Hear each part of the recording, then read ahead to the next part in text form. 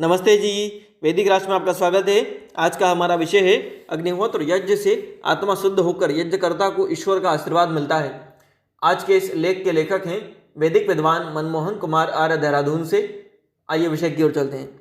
वैदिक कर्मफल सिद्धांत के अनुसार मनुष्य जो शुभ और अशुभ कर्म करता है उसका फल उसे परमात्मा से अवश्य मिलता है। शुभ व पुण्य कर्मों का फल सुख तथा अशुभ पाप कर्मों का फल दुख के होता है। हम पुस्तकें पढ़ते हैं तो इस फल पुस्तक में वर्णित विषय का ज्ञान होना होता है। इसी प्रकार से जब हम माता पिता की संगति व सेवा करते हैं तो इससे हमें माता पिता से आशीर्वाद और धन की प्राप्ति भी होती है। ऐसा ही जब हम परमात्मा की स्तुति, प्रार्थना और उपासना, अग्निहोत्र यज्ञ कर्म करते हैं तो हमारे कर्म के अनुरूप उसका फल हमें परमात्मा से प्राप्त होता है। अग्निहोत्र यज्ञ श्रेष्ठतम कर्म है। श्रेष्ठतम कर्म का अर्थ है सभी कर्मों में सबसे अधिक श्रेष्ठ कर्म। सबसे श्रेष्ठतम कर्म इसलिए है कि मनुष्य को जीवित रहने के लिए सर्वाधिक पदार्थ शुद्ध वायु होती है, जिसमें श्वास लेकर वह स्वस्थ रहता है।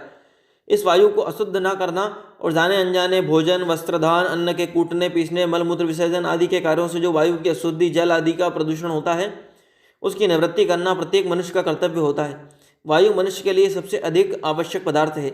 इसके बिना हम 5 मिनट भी जीवित नहीं रह सकते। अन्न के बिना लोग उपवास कर 100 या इससे अधिक दिनों तक जीवित रहे हैं। अतः वायु, अन्न, जल आदि से अधिक आवश्यक महत्वपूर्ण है। अग्निहोत्र यज्ञ करने से सबसे बड़ा लाभ वायु और वर्षा जल की शुद्धि होती है। इसी कारण यज्ञ श्रेष्ठतम कर्म है। यज्ञ से वायु का न लाभ केवल यज्ञ करने वाले को मिलता है अपितु उसके पास पड़ोस के लोग भी उससे लाभान्वित होते हैं। यज्ञ का धूम्र दूर देश व स्थानों तक जाता है और उन स्थानों को दुर्गंध का नाश करता है। वायु और वर्षा जल को शुद्ध करता है। इस प्रकार से एक मनुष्य द्वारा एक बार के यज्ञ से जितनी वायु को जल आदि की शुद्धि होती है उतना लाभ और पुण्य यज्ञकर्ता को प्राप्त होता है। यह लाभ सुख, समृद्धि, आरोग्य, बल, यश की वृद्धि, परजन्म में सुखों और मुक्ति की सहायता के रूप में परमात्मा अवश्य ही यज्ञकर्ता जीवात्मा को देते हैं। इस दृष्टि से ईश्वर का ध्यान संबंधी ब्रह्मयज्ञ और अग्निहोत्र यज्ञ सभी मनुष्यों को नित्य व प्रातः और शाम को करना चाहिए। इससे उसके शुभ और पुण्य कर्मों का संचय होगा। इसका परिणाम उसके वर्तमान एवं भविष्य के जीवन में सुख, प्रसन्नता, अभिष्ट की सिद्धि, बल आदि की वृद्धि प्राप्ति के रूप में सामने आएगा। ब्रह्मयज्ञ प्रातः सायं ईश्वर का भली ध्यान करने से प्रकार से को कहते हैं। इससे आत्मा और परमात्मा का मेल, मित्रता स्थापित होती है। मित्रता समान गुणों वाले दो व्यक्तियों और सत्ताओं में होती है। परमात्मा और जीव दोनों चेतन सत्ताएं हैं, दोनों ही ज्ञानवान हैं। ईश्वर सर्वज्ञ एवं जीव अल्पज्ञ है।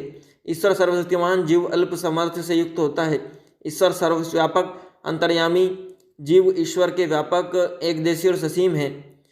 ईश्वर सभी देवी और पारमार्थिक गुणों से युक्त है। वह अर्थहीन सभी जीवात्माओं पर उपकार करता है और इसके बदले में किसी से कुछ अपेक्षा नहीं रखता। ईश्वर का परोपकार परामर्श के लिए है, परामर्श के लिए होता है, जबकि मनुष्यों के परोपकार आदि कार्यों में कुछ ना कुछ स्वार्थ छिपा हुआ होता ही है। इस कारण ईश्वर महान कहलाता है। जब जीव शुभ कर्म करता है तो ईश्वर उसे उस कर्म का फल सुख के रूप में देता है। संध्या में ईश्वर का ध्यान करने से आत्मा के अवगुण न्यून होते हैं, दूर होते हैं। मनुष्य के दुर्व्यसन और दुख भी संदेह दूर होते हैं। आत्मा में ज्ञान का प्रकाश, शुभ कर्मों में प्रवृत्ति उत्पन्न होती है। इसे ही आत्मा में उन्नति कहा जाता है। ऐसा होने से न केवल संध्या करने वाले अपितु उसके संगी और सहयोगियों को भी लाभ होता है।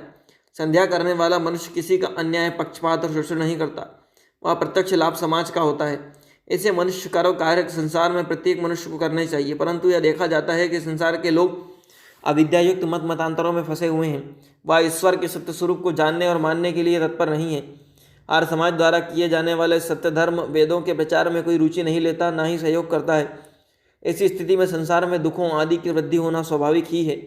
वैदिक धर्म का प्रचार पालन ही समाज व संसार के सुख और शांति ला सकता है।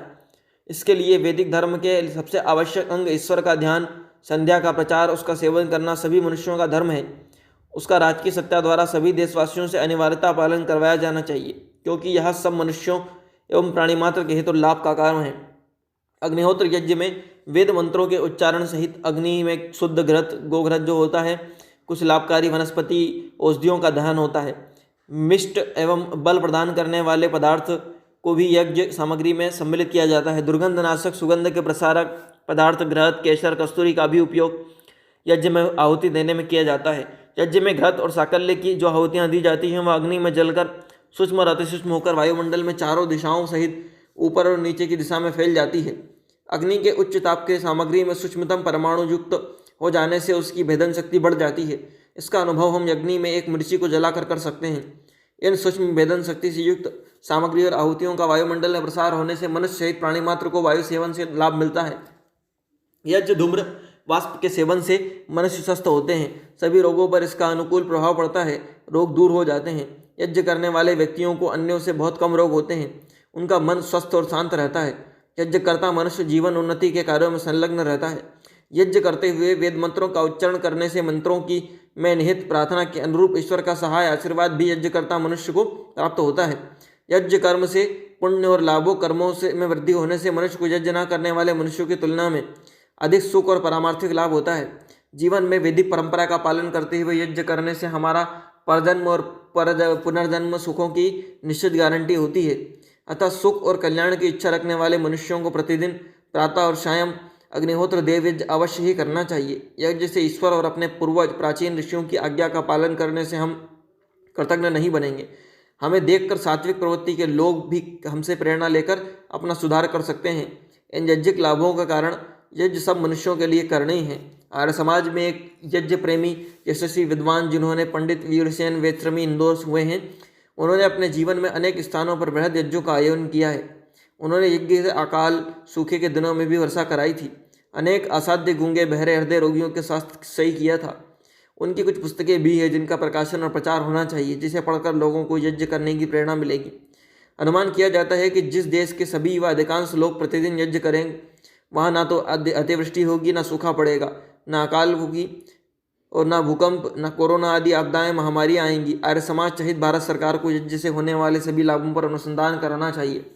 जब सरकार देश के धन से चलती है, लोगों के हित में काम करती है, तो उसे यज्ञ के लाभों पर अनुसंधान कराकर उसके लाभों का प्रचार भी अवश्य करना ही चाहिए। यज्ञ करने विषयक सामाजिक नियम भी बनाने चाहिए। हमें लगता है कि यज्ञ करना सभी मनुष्यों के हित में होने से यज्ञ करना एक सांप्रदायिक व किसी की हानि का कार्य नहीं है। इसे केवल वैदिक धर्म से जोड़ना भी उचित नहीं है। यज्ञ करना तो प्रत्येक मनुष्य का आवश्यक कर्तव्य है। यह तो सृष्टिकर्ता की वेद आज्ञा के पालन के लिए सब मनुष्यों का अनिवार्यता किया जाना चाहिए। हमने देखा और पढ़ा है कि जब भोपाल में गैस त्रासदी हुई थी तो वहाँ विषैली गैस के प्रभाव से हजारों लोग मरे और प्रभावित हुए थे, जबकि एक याज्ञिक परिवार जो प्रतिदिन यज्ञ करते थे उन्हें किसी प्रकार की जान माल की हानि नहीं हुई थी। मनुष्य जीवन को सुखी और सहित रखने के साथ मेधा, बुद्धि की प्राप्ति, बल की प्राप्ति, आरोग्य, जीवन की उन्नति, यश वृद्धि आदि की दृष्टि से भी अग्निहोत्र यज्ञ का महत्व है। सभी लोगों को ऋषि दयानंद के यज्ञ विषयक विचारों को पढ़ना चाहिए। इनका सेवन करके अपने और अपने संगी साथियों के जीवन को सुखी और यशस्वी बनाना चाहिए, उसमें सहयोग करना चाहिए। प्रस्तुत लेख के लेखक थे वैदिक विद्वान मनमोहन कुमार आर्य, देहरादून से। इस तरह के अन्य लेखों के लिए, प्रेरणादायक कहानियों के लिए, महापुरुषों के जीवन के प्रेरक प्रसंगों के लिए वैदिक राष्ट्र यूट्यूब चैनल को लाइक करें, शेयर करें, सब्सक्राइब करें, बेल आइकॉन की घंटी को दबा दें ताकि जब भी कोई नया वीडियो आए उसकी अपडेट सबसे पहले आप तक पहुंचे। धन्यवाद।